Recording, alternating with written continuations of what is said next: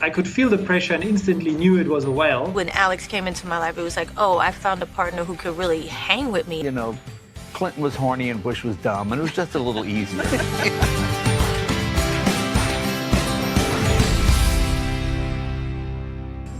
It is one of the great spectacles of nature, the stunning sardine run off the South African coast. But what came next was even more incredible and unexpected.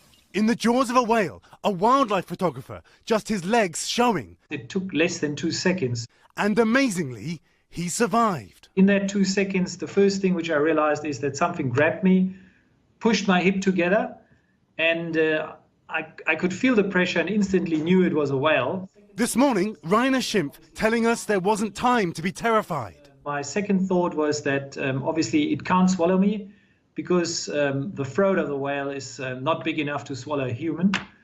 And my next thought was it's most likely going to dive down with me. Everything went black? Yeah, because I was inside. If the Brutus whale had pulled him down, he would have surely died. I held my breath and I was prepared. And that's the only thing I could do. I mean, you can't fight a 15-ton animal. I was just holding on and bracing myself and calming myself down not to be panicked. And it worked out. He spat me out and everybody is happy. His story and this extraordinary picture, like real-life legend. You may be the first person to be swallowed by a whale since Jonah in the Bible. I showed it my son and he was quite impressed. And you won't believe what his name is. What's his name? Jonas. It could have been way worse. The sardine run attracts many sharks. It's not the whale you should be afraid of.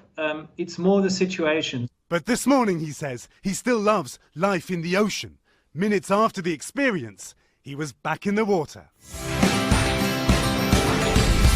She said yes. 3 words sending social media into a frenzy after Alex Rodriguez and Jennifer Lopez announced their engagement on Instagram. A-Rod popping the question during their Bahamas vacation with an emerald-cut diamond ring fit for a queen.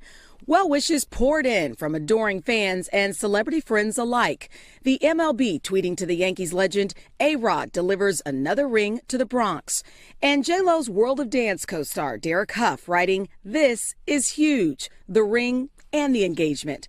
Lopez even tagging Ellen DeGeneres, who recently teased the pop star's soon-to-be fiancé. This is a clock, and it's basically to remind him that time is ticking and he should hurry up and propose. Your time's almost up. Yeah.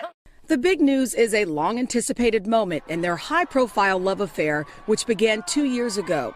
The power couple stepping out together for the first time at the 2017 Met Gala. They each have children from previous marriages. A-Rod, dad of 2 daughters, and J.Lo, mom of twins with ex-husband Mark Anthony. J.Lo opening up to Hoda on Today about what makes their relationship work. When Alex came into my life, it was like, oh, I found a partner who could really hang with me, and he also wants to grow and evolve. So we're kind of pushing each other into our own second acts. A lasting love, well worth the wait. This really started, I had Rodney Dangerfield on the show once. And Rodney's doing his act. You know, I love Rodney. And I know his movements. Hey, the hell you doing? You know, and he was just off. And I said to Debbie Vickers, our producer, I said, call the paramedics. I think Rodney's having a stroke or a heart attack. She goes, really? I go, I don't know, just to be safe. Okay, so she calls him. And Rodney sits down on the panel. We do the thing. And he's sweating a little bit, but he's okay. And then after the show, he's in the dressing room. The paramedics show up. Hey, Rodney, the paramedics come up. What are you talking about? I'm fine. Well, he did have a stroke. He had a mini stroke. No way. And I remember the paramedic said, you know, you may have saved him from a heart attack. And I go, I didn't do anything. All I did was just notice my friend was acting a little weird. And I took I didn't do anything heroic. I just thought, gee, I think he's in trouble here. So it's just a matter of keeping an eye out. Look at your friends. You know, we've lost Gary Shandling, John Panette, Kevin Meaney, all these great comedians the last couple of years. Perry. Yeah, well, look at Luke Perry, certainly. And you don't know why. I mean, a guy like Luke Perry looks like handsome, best of health, 52 years old.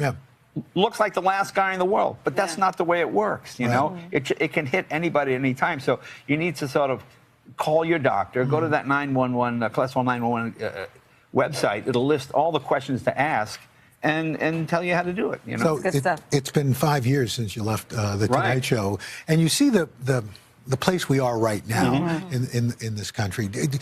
Do you miss being on the show, or is it such a different time that it would be hard to do? No, it's different. I don't miss it. You know, everything now is, if people don't like your politics, everyone has to know your politics. When I kind of used Johnny's model, people couldn't figure out, well, you and your Republican friends, well, Mr. Leno, you and your Democratic buddies, and I would get hate mail from both sides equally. And I went, well, that's fabulous. That's exactly what I want. Yes. But when people see you as one-sided, it just makes it tough. And plus, you know, I did it when, you know, Clinton was horny and Bush was dumb, and it was just a little easier. You're a mess. You know, now it's all very serious. Everything is just so I just like to see a bit of civility come back to it, you know. If people say, oh, it must be easy to do jokes with Trump. No, it's actually harder. Because the punchline of the joke used to be, that's like the president with a porn star. Well, now the president is with a porn star. Where do you go with that? How do you get more outrageous than that? Yeah, exactly. Do you think the pendulum will swing back the other direction? Of course, I think it will. Yeah. I think it'll swing back the other way. Yeah, because, you know, the theory when we did the show was you just watch the news, we'll make fun of the news and get your mind off the news. Well, now people just want to be on the news all the time. Right. So you just have one subject, so it's the same topic every night, which makes it very hard. I mean, all the comics, Jimmy and Colbert and everybody else, it's tough when that's the only Dominates topic everything. out there.